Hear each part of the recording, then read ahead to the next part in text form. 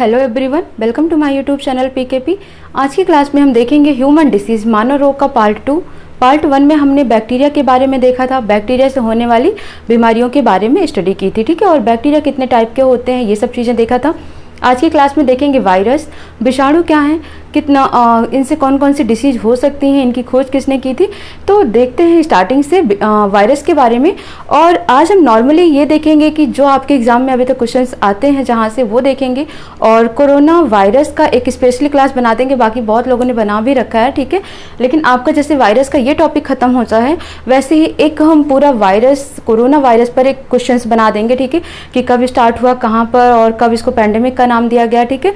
और सारी चीज़ें उसके बारे में हम बनाएंगे कब, इसके नेक्स्ट क्लास के बाद, ठीक है।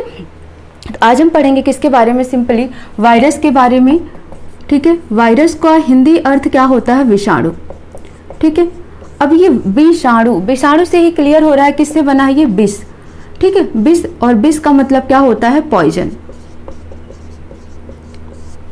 विष का मतलब क्या होता है, पॉइजन, ठीक है। तो ये बात आपको क्लियर हो रही है कि विषाणु का मतलब ही हो गया क्या, जहरीला, पॉइजन, ठीक है। अब यहाँ पर आपको एक पॉइंट याद रखना है कि ये जो विषाणु है, ठीक है, ये क्या लिविंग थिंग्स होती है, नॉन लिविंग थिंग्स होती है, ठीक है। तो आप बोलोगे विषाणु कैसा होता है, डेड ऑर्गेनिज्म होता है, मतलब ये मरा हुआ होता है, नॉन लिविंग होता है, ठीक है। कंप्लीटली आप ये बोल सकते हो कि ये डेड होता है, बट जैसे ही इसको इसका इन्वायरमेंट मिलता है, कोई लिविंग बॉडी मिल जाती है, ठीक है, जैसे ही किसी लिविंग बॉडी में ये इंटर करता है, ये क्या हो जाता है, जैसे इसने इस लिविंग बॉडी में इंटर किया तो ये कैसा हो गया, लिविंग हो गया, ठीक है, यानी कि जिंदा हो गया, अलाइव हो गया। तो आप क्या कहोगे, जो विषाणु होता है, वायरस होता है, ये कैसा होता है, डेडली होता है, डेड होता है, लेकिन जैसे ही इसका अपना एटमॉस्फेयर या अपना कह सकते हो कि इसको इसका इन्वायरमेंट मिलता है जो इसे चाहिए, ठीक है, एक तरीके से कोई भी लिविंग बॉडी इसको मिल जाती है, तो जैसे ही वो इसमें एंटर कर जाएगा ये जिंदा हो जाता है। तो इसीलिए इसको क्या कहा जाता है, लिंकेज कहा जाता है। ये क्या है, एक लिंकेज है, एक कड़ी है किसके बीच की, तो ये डेड और लिविंग, ठीक है, इन दोनों के बीच की क्या है, ये लिंकेज है, कौन, वायरस, ठीक है। तो ये आपको बातें इतनी क्लियर हो गई होंगी। नेक्स्ट हम इसमें देखते हैं कि ये जो वायरस है इसकी खोज किसने की। तो सबसे पहले ये देखना कि जो एडवर्ड जेनर थे, ठीक है, एडवर्ड जेनर नाम सुना होगा आपने, एडवर्ड जेनर, सबसे पहले इन्होंने बताया, ठीक है, 1796 में, ठीक है, 1796 में एडवर्ड जेनर ने बताया कि जो चेचक रोग है, ठीक है, ये जो चिकन पॉक्स, स्मॉल पॉक्स, ये जो चेचक रोग है ये किसके कारण होता है, वायरस के कारण होता है। किसने बताया, एडवर्ड जेनर ने, ठीक है। 1796 में इन्होंने बताया कि चेचक जो है विषाणु के द्वारा होने वाला रोग है, और इन्होंने चेचक के टीके की खोज की, ठीक है। तो चेचक का जो टीका बनाया, चेचक का टीका यानी कि वैक्सीन ऑफ चिकन पॉक्स, जब इसके टीके की खोज की तो किसने की, एडवर्ड जेनर ने। तो आप समझ सकते हो उस टाइम पर अभी वायरस के बारे में ज़्यादा कुछ पता भी नहीं था किसी को, तब किसने, एडवर्ड जेनर ने 1796 में चेचक की बीमारी का कारण किसको बोल दिया, वायरस को बोल दिया, ठीक है। इसके बाद ही 1860 से 70 के दशक में, ठीक है, एक और साइंटिस्ट आए 1860 से 70 के बीच में लगभग, ठीक है, और इनका नाम क्या था, लुई पास्चर्स, ठीक है, लुई पास्चर, जिन्होंने पास्चराइजेशन टेक्निक की दी है, ठीक है।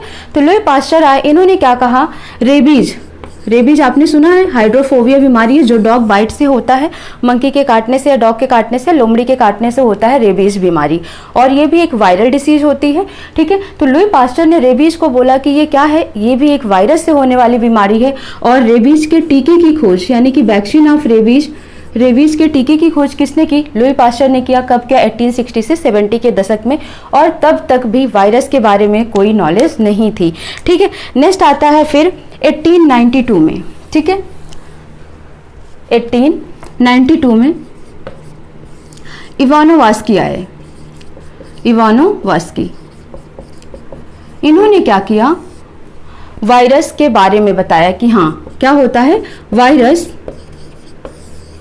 क्या है, एक ऐसा आप कह सकते हो कि एक ऐसी चीज है जिसकी वजह से क्या होती है, बीमारियां होती हैं।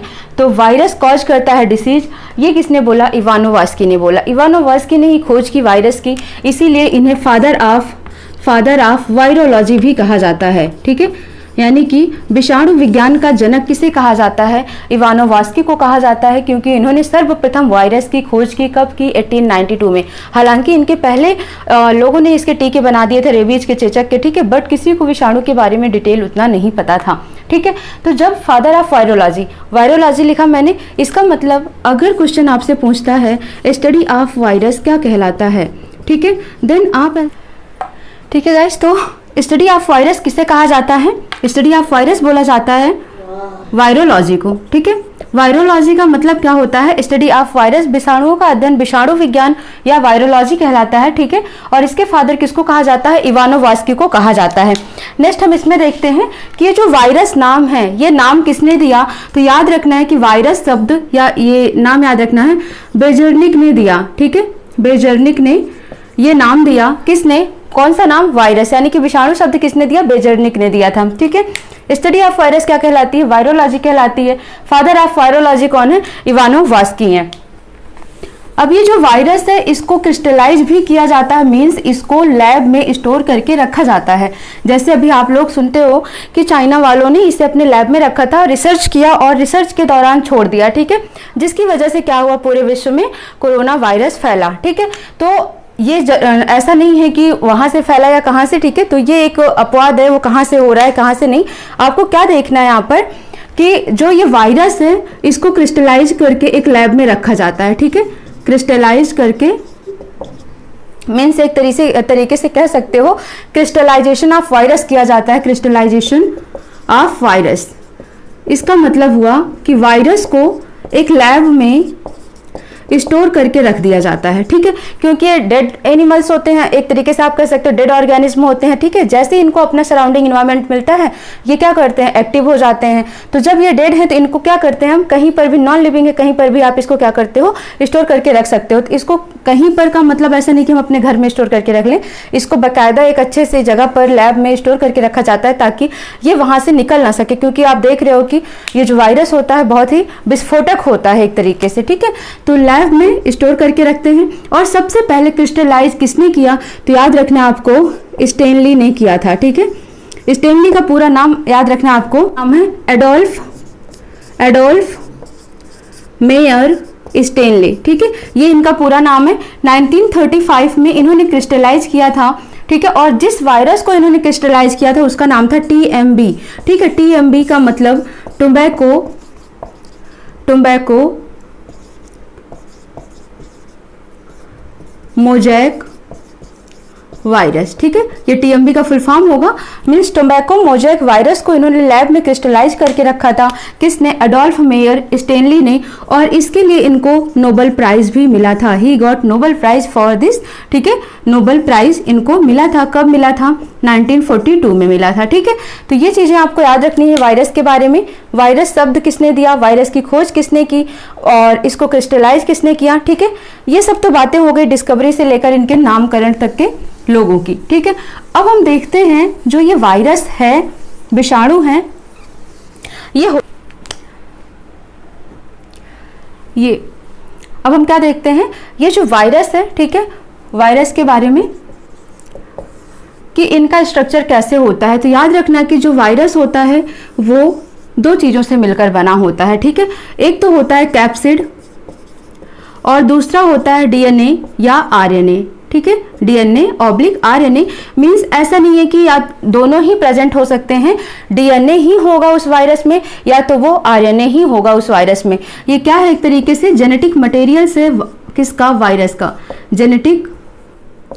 जेनेटिक मटेरियल, ठीक है। जेनेटिक मटेरियल वायरस का क्या होता है? DNA और RNA। तो आप कह सकते हो जो वायरस है किसका बना होता है? ये न्यूक्लिक एसिड का बना होता है, ठीक है। न्यूक्लिक एसिड का बना होता है जिसमें सिंगल स्ट्रैंड या डबल स्ट्रैंड DNA या RNA कह सकते हो आप होता है। कैप्सिड क्या है? ये प्रोटीन है, ठीक है। DNA जो होता है, DNA का आउटर लेयर कैप्सिड होता है और इसे ही प्रोटीन बोला जाता है। तो जो सबसे ऊपर होता है इसका प्रोटीन होता है और जेनेटिक मटेरियल्स होता है इसका DNA या RNA होता है। DNA का फुल फॉर्म याद रखना है डीऑक्सी राइबो न्यूक्लिक एसिड, ठीक है। Deoxy ribo nucleic acid. RNA का फुल फॉर्म याद रखना है राइबो राइबोन्यूक्लिक एसिड। क्लियर, ठीक है। तो ये दोनों चीजें आपको इनका याद रखना है। फिर हम बात कर लेते हैं कि जो डीएनए है इसकी खोज किसने की। तो इसकी खोज की थी वाटसन ने, ठीक है। किसकी खोज? डीएनए की। और अगर डीएनए की हम बात करते हैं, डबल हेलिकल स्ट्रक्चर किसने दिया? ठीक है, द्विकुंडलित स्ट्रक्चर या संरचना किसने दिया? तो आपको यह भी याद रखना है, इसको किसने दिया? वाटसन एंड क्रिक ने दिया था। ठीक है, वाटसन एंड क्रिक ने क्या दिया? Double helical structure of DNA दिया था। ठीक है, और डीएनए का फुल फॉर्म डीऑक्सीराइबोन्यूक्लिक एसिड होता है। नेक्स्ट हम देखते हैं, इसमें ये चीजें हो गई। और जो ये वायरस होता है एक प्रोटीन का बना होता है, जिससे क्या बोलते हैं? वायरियन प्रोटीन बोला जाता है। वायरियन प्रोटीन से बने होते हैं ये वायरस। ठीक है, तो याद रखना आपको, वायरस दो पार्ट से बना होता है, कैप्सिड और डीएनए आरएनए जेनेटिक मटेरियल्स होता है इसमें। डीएनए का फुल फॉर्म डीऑक्सीराइबोन्यूक्लिक एसिड, इसकी खोज की थी वाटसन ने। डीएनए का डबल हेलिकल स्ट्रक्चर दिया था किसने? वाटसन एंड क्रिक ने दिया था। ठीक है, डीएनए का जो आउटर लेयर होता है उसे क्या बोला जाता है? कैप्सिड बोला जाता है, जो कि एक तरीके का प्रोटीन होता है। आरएनए का फुल फॉर्म होता है राइबोन्यूक्लिक एसिड, जहां पर राइबो का मतलब होता है शुगर। ये इतना आपको क्लियर हो गया होगा। नेक्स्ट देखते हैं इसी में,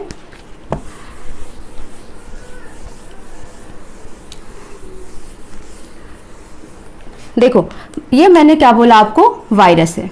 ठीक है, वायरस में मैंने बोला या तो ये सिंगल स्ट्रेन होगा या तो ये क्या होगा? डबल स्ट्रेन होगा। ठीक है, बस इसका यही मतलब होता है सिंगल स्ट्रेन और डबल स्ट्रेन का। अब यहां पर समझो, जो ये बॉडी हो गई मान लो कोई, ठीक है, यहां पर न्यूक्लियस है। न्यूक्लियस में केंद्रक में क्या होता है? वायरस इंटर कर जाता है। ठीक है, वायरस जब न्यूक्लियस में केंद्रक में घुस जाता है और आपकी बॉडी में इंटर कर जाता है, तो ये क्या करता है? मायोटिस, ठीक है, माइटोसिस डिवीजन, सेल डिवीजन करता है, जिसकी वजह से बोला जाता है कि ये क्या होते हैं? बहुत जल्दी ही मल्टीप्लाई करना शुरू कर देते हैं। ठीक है, मतलब 1 से 4, 1 से 2, 2 से 4, ऐसे बहुत जल्दी मात्रा में ये क्या होते हैं? इंक्रीज हो जाते हैं, इनकी संख्या बढ़ जाती है। जैसे ही ये बॉडी में इंटर करते हैं, लिम्फोसाइट को किल कर देते हैं। लिम्फोसाइट्स को क्या करते हैं? ये किल कर देते हैं। कब? जब ये बॉडी में इंटर करते हैं, क्योंकि जो लिम्फोसाइट होता है ना, वो हमें प्रोटेक्ट करता है किससे? किसी भी बाहर के वायरस या बैक्टीरिया से प्रोटेक्ट करता है। इसलिए जैसे ही वायरस बॉडी में इंटर करेगा, सबसे पहले इसका एक ही काम होता है कि क्या करे? आपकी बॉडी में जो WBC का एक प्रकार है लिम्फोसाइट, उसको क्या करे? किल कर दे। ठीक है, अब ये लिम्फोसाइट को किल कर देता है, क्योंकि जो WBC होता है वो बॉडी में क्या करता है? इम्यून सिस्टम को स्ट्रांग बनाता है। ठीक है, आपके जो रोग प्रतिरोधक क्षमता होती है उसको मेंटेन करके, इंक्रीज करके रखता है। कौन? WBC। इसलिए इसका सबसे पहला अटैक किस पर होता है? WBC के लिम्फोसाइट पर होता है। Lymphocyte is a type of WBC। ठीक है, मैंने आप जब सर्कुलेटरी सिस्टम में जाकर देखना, लिम्फोसाइट, मोनोसाइट, ठीक है, सारा हमने करा रखा है वहां पर WBC की टाइप, तो आप वहां से अच्छे से देख सकते हैं। ठीक है, तो जो वायरस होगा, या इसको आप बोलोगे single strand DNA virus, single strand RNA, double strand DNA या डबल स्ट्रेंड आरएनए। ठीक है, इस तरीके से आप बोल सकते हो। जैसे अगर हम HIV वायरस की बात करते हैं, तो वो कैसा होता है? सिंगल स्ट्रेंड होता है, और क्या होता है उसमें? जेनेटिक मटेरियल्स आरएनए होता है। ठीक है, डीएनए नहीं होता, वहां पर आरएनए होता है। तो ये चीजें आपको याद रखनी है। अब हम कहते हैं आपसे कि जो बीमारियां, क्योंकि हमें इसमें क्या पढ़ना है? वायरल डिसीज के बारे में पढ़ना है। क्वेश्चन आपसे पूछता है कि जो ये रेबीज है किस प्रकार की बीमारी है? ठीक है, या मलेरिया किस प्रकार की बीमारी है? तो इसका आंसर आपको करना होता है। तो मैंने आपको बोला इसको आपको ट्रिक से सीखना है। ट्रिक किसके लिए हम सीखेंगे आज? विषाणु से होने वाले रोग के लिए। विषाणु से होने वाले रोग, इसको किससे सीखते हैं? एक ट्रिक से सीखते हैं नॉर्मली। सबसे पहला पॉइंट जो आपको नोट करना है, एक लाइन याद रखनी है आपको। रेखा, रेखा क्या है? एक गर्ल है, रेखा इज अ गर्ल। ठीक है, तो ये क्या हुआ? किसी को बहुत अच्छी पढ़ाई की और इसने क्या किया? आपको हिट कर दिया, आपको पीछे छोड़कर ये क्या हुआ? आगे निकल गई। तो ऐसे ही याद रखना है हमें, हिट करके, ठीक है, हिट करके पोइचे पोइचे छोड़ गई।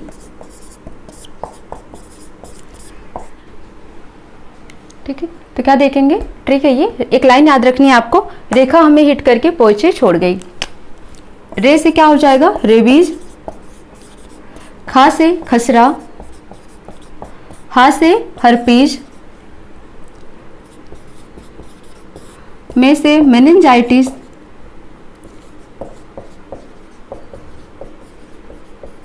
ही से हिपेटाइटिस, टा से ट्रकोमा।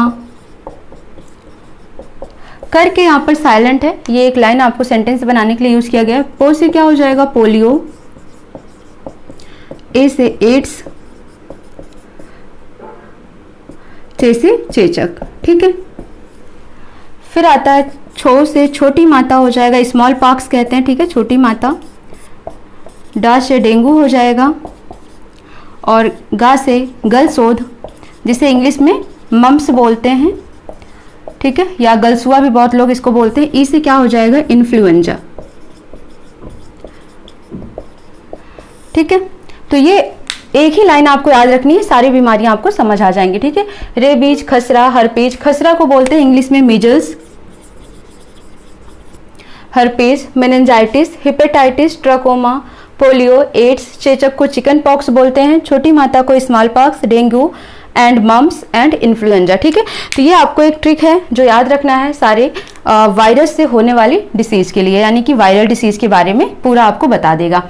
अब आपको क्या याद रखना है, यहाँ पर एक एक डिसीज हम पढ़ते चलते हैं उसके बारे में कि उसके सिम्टम्स क्या होते हैं, किस वायरस के कारण हो रहा है, ठीक है, और कौन सा पार्ट उससे अफेक्टेड होता है।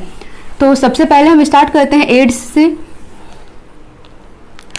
एड्स आपका इंपॉर्टेंट हो जाता है क्योंकि यहाँ से क्वेश्चंस पुटअप होता है। तो सबसे पहले एड्स का हम पॉइंट देखते हैं। तो एड्स का फुल फॉर्म याद रखना है आपको, acquired immuno deficiency syndrome,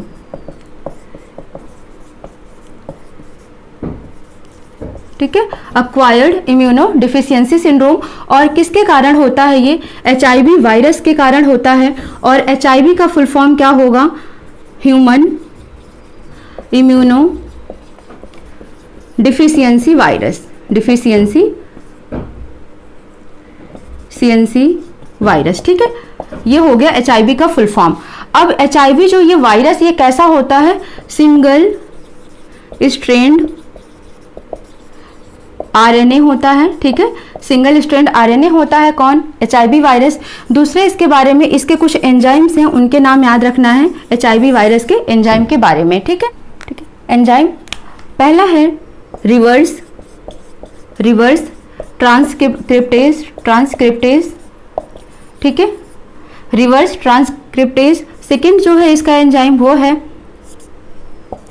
ribo nucleus, ठीक है। थर्ड है प्रोटीज, और फोर्थ है इंटीग्रेज, ठीक है।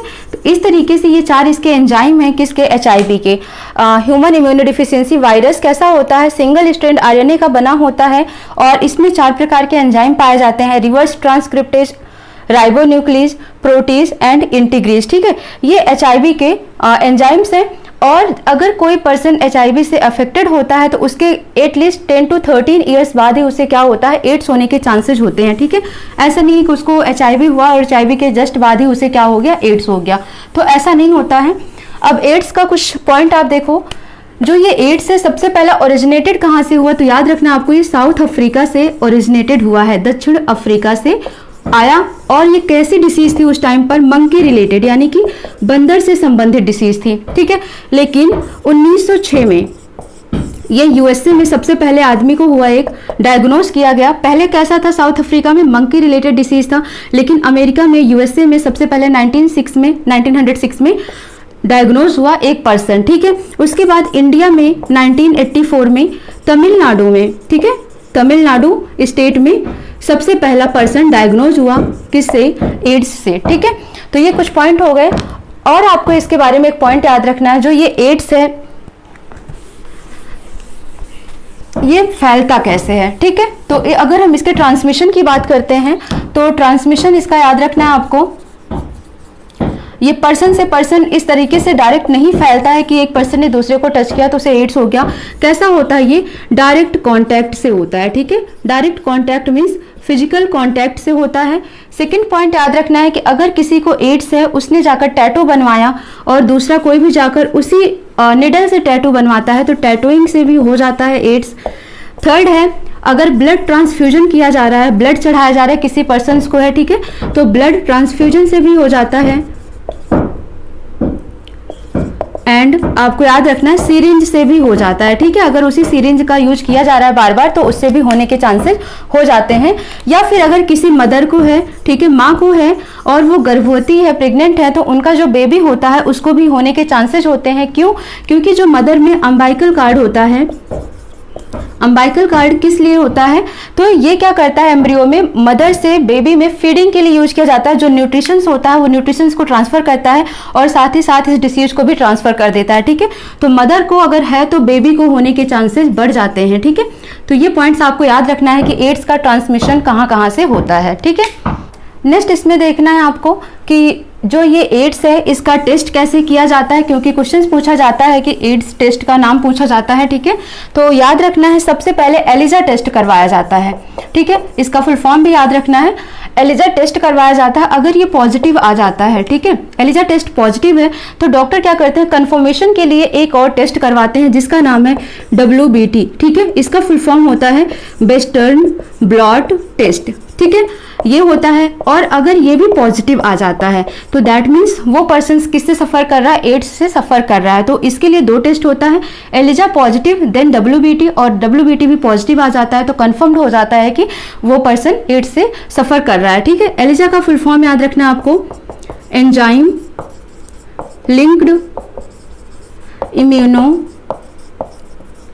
सार्बोनेट एसे, ठीक है।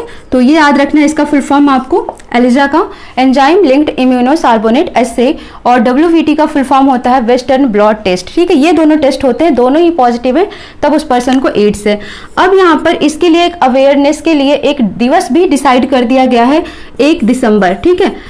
एवरी 1 दिसंबर को क्या होता है, एवरी 1 दिसंबर को एड्स डे सेलिब्रेट किया जाता है। क्यों किया जाता है? ताकि लोगों को इसके बारे में अवेयर किया जा सके, ठीक है। तो याद रखना है कि 1 दिसंबर को एड्स डे मनाया जाता है।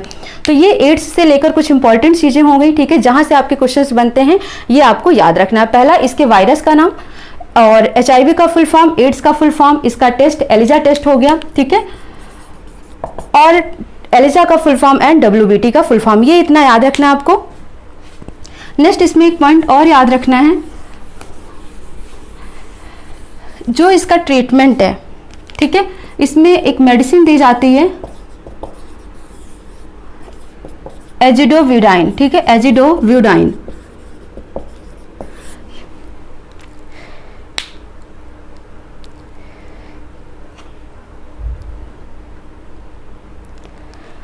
जिसे ZDB के नाम से भी जानते हैं, ठीक है, एजिडोव्यूडाइन ZDB के नाम से जानते हैं। ये क्या है? एक एंटीबायोटिक है, एंटीबायोटिक है, या फिर इसको दूसरा नाम जो दिया गया है वो दिया गया है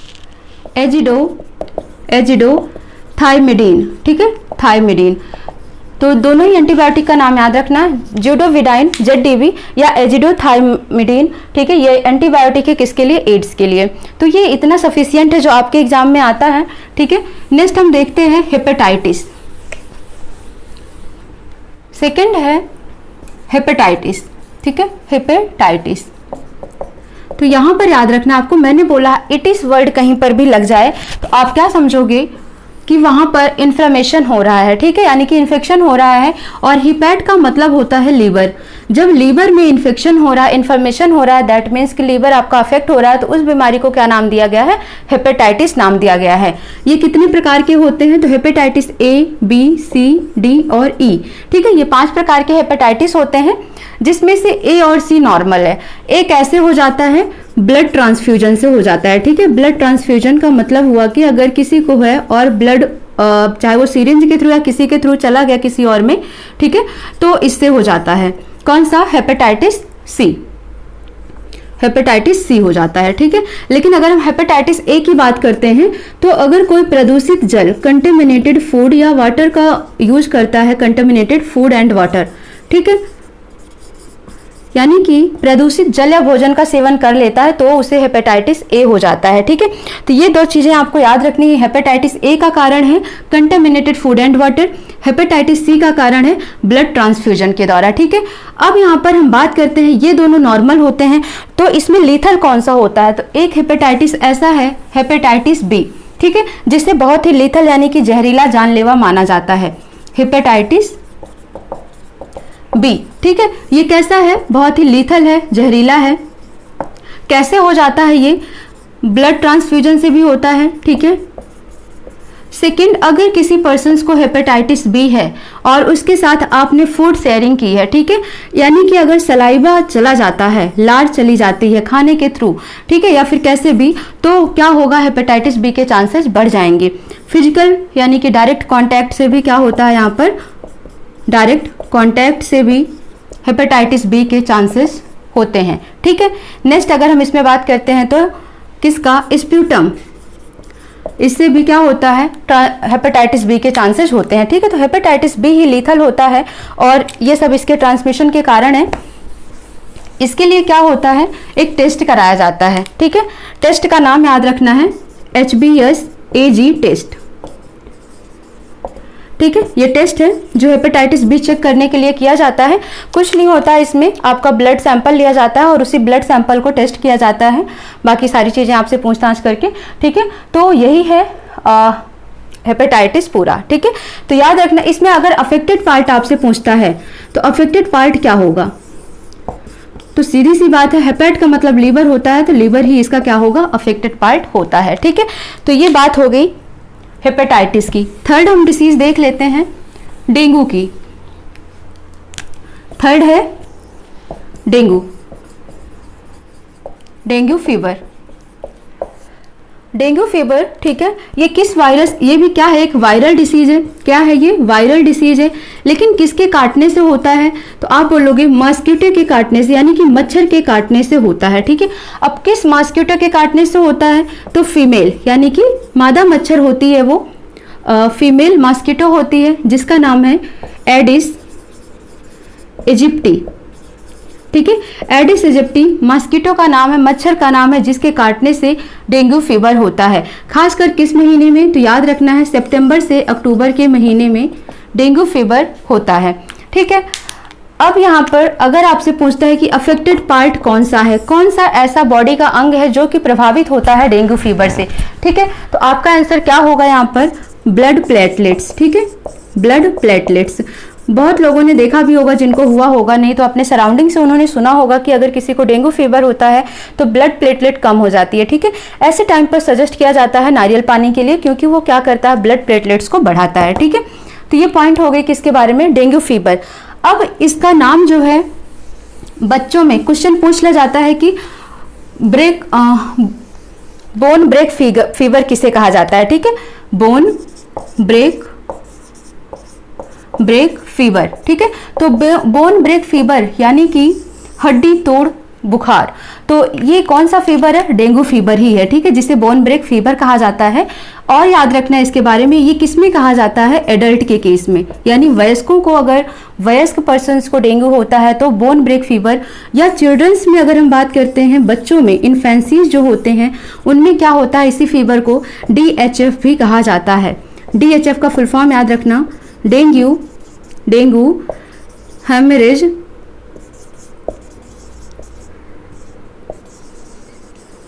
फीवर। ठीक है, डेंगू हेमरेज फीवर कहा जाता है किसमें? चिल्ड्रंस में DHF कहा जाता है किसको? डेंगू फीवर को। ठीक है, तो ये इतना याद रखना आपको डेंगू फीवर के बारे में। नेक्स्ट है आपका, नेक्स्ट अगर हम इसमें देखते हैं तो नेक्स्ट है इबोला के बाद, डेंगू के बाद इबोला फीवर। ठीक है, इबोला फीवर ये किसके कारण होता है? तो इबोला फीवर जो होता है वो इबोला वायरस के कारण होता है। ठीक है, इबोला वायरस का होस्ट कौन है? अगर यहाँ पर होस्ट की बात की जाए तो फ्रूट्स बैट। ठीक है, फ्रूट्स बैट्स होते हैं, यानी कि जो फलों में पाए जाते हैं फ्रूट्स बैट्स, वो हो गए। और दूसरा पिग, यानी सुअर, ठीक है। तो होता क्या है, जैसे कि मान लो कोई एनिमल्स किसी फील्ड में ग्रेजिंग के लिए गया, घास चरने के लिए गया, ठीक है, तो ये जो फ्रूट्स बैट होते हैं ये क्या करते हैं, उनको बाइट कर लेते हैं, काट लेते हैं, तो उनमें क्या होता है, ये वायरस आ जाता है। और जब हम उनके बने हुए प्रोडक्ट का यूज करते हैं, ठीक है, डेयरी प्रोडक्ट यूज करते हैं, तो क्या होता है, ये इंसानों में भी फैल जाता है इबोला वायरस। तो याद रखना है अफेक्टेड पार्ट क्या होता है, यहाँ पर अफेक्टेड पार्ट क्या होगा, platelet cell. Platelet cell affected होता है, किसकी वजह से, इबोला फीवर की वजह से। किससे होता है, इबोला वायरस की वजह से होता है। नेक्स्ट देखते हैं,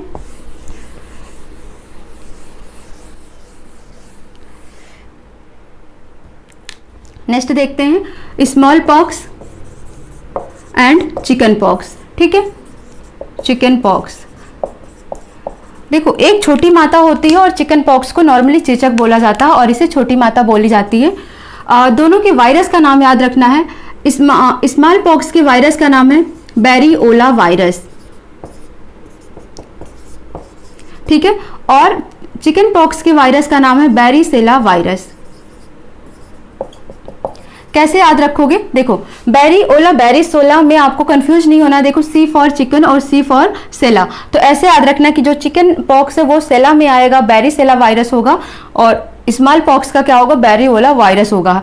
ये कैसा होता है, स्मॉल पॉक्स थोड़ा सा लीथल होता है, यानी कि जानलेवा भी हो जाता है, बट चिकन पॉक्स ऐसा नहीं होता है, ठीक है, नॉर्मली हो जाता है, लाइफ में 1-2 बार हो जाता है ये किसी को भी।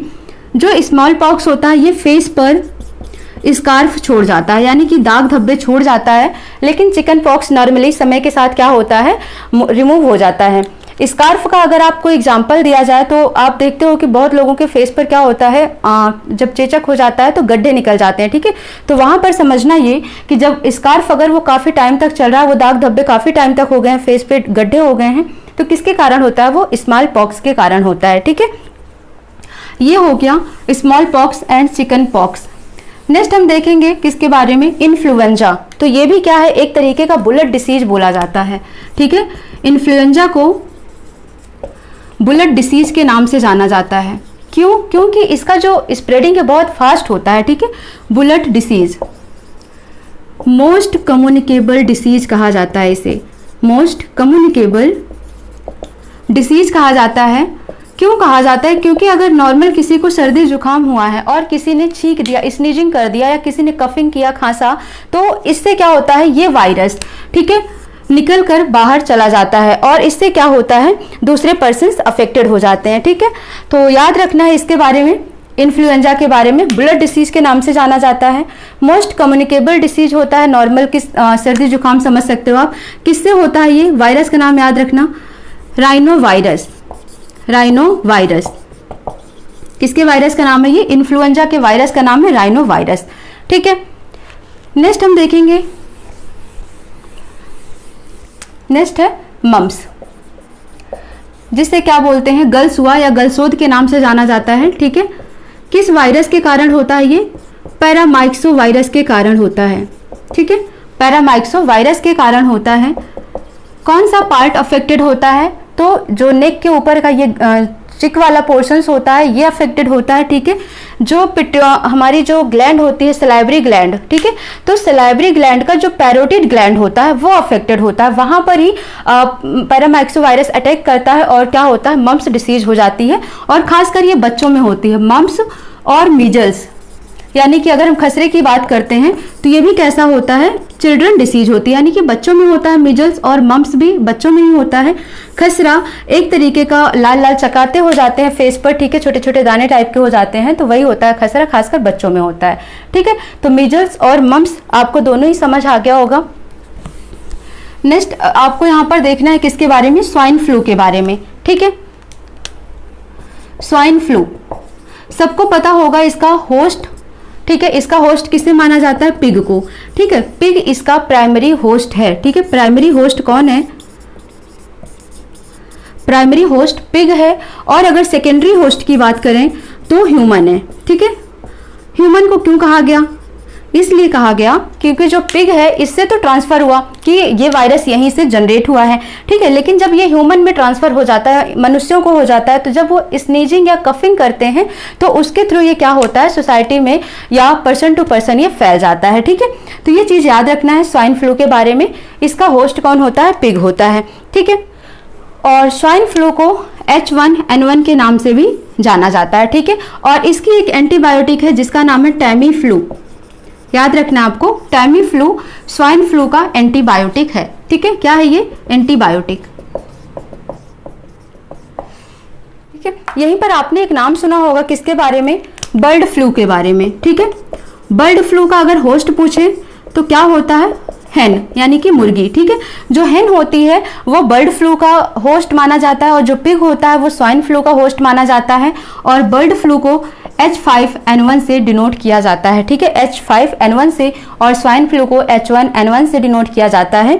इतना आपको याद रखना है। और स्वाइन फ्लू का एंटीबायोटिक है टैमीफ्लू। नेक्स्ट आपको हाइड्रोफोबिया देखना है जिसे रेबीज वायरस के नाम से जाना जाता है, ठीक है। हाइड्रोफोबिया, हाइड्रोफोबिया की बात करें तो हाइड्रो का मतलब होता है किससे रिलेटेड? वाटर से, जल से रिलेटेड होता है। और फोबिया का मतलब होता है डर, ठीक है, किसी चीज का डर। यहाँ पर क्या होता है? पानी से डर लगता है, ठीक है। तो ये किसके कारण होता है? रेबीज वायरस के कारण होता है। रेबीज वायरस, ठीक है। ये किस में पाया जाता है? ये डॉग में पाया जाता है। और डॉग हो गया, फॉक्स, ठीक है, लोमड़ी, मंकी, इन सब में पाया जाता है। जयकाल।